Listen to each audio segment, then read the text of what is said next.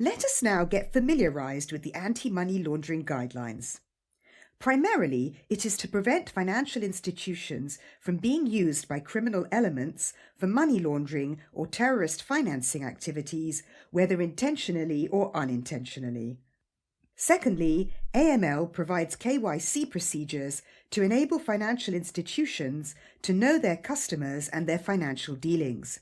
In return, this will help them to manage their risks prudently.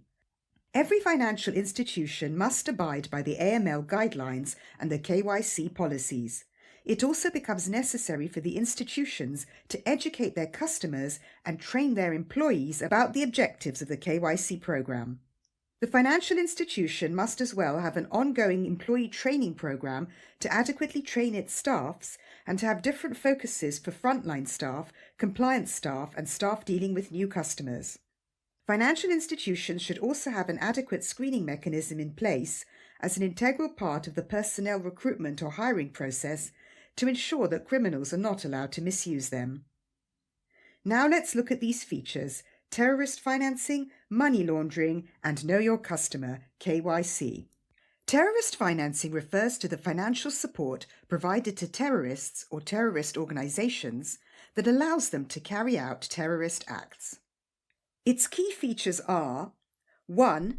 Remittance to and from unrelated parties from high-risk geographies, followed by withdrawal or transfer to different parties in small values, and 2.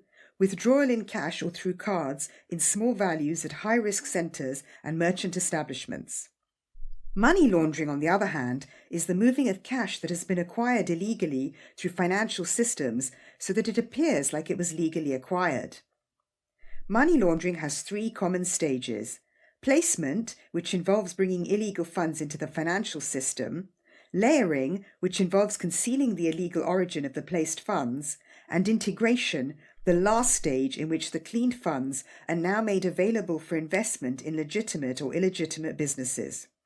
Money laundering is done through methods like shell company, shell bank, offshore bank, front company, structuring or snuffing, and hawala system. Speaking of KYC, it is the process used by financial institutions and businesses to verify the identity of their customers. With the KYC policy, financial institutions can know their customers and their financial transactions better, and any fraudulent dealing can be intercepted quickly. The KYC has 4 key elements, which are customer acceptance policy, customer identification procedure, transaction monitoring, and risk management. Let us briefly understand the 4 elements of KYC.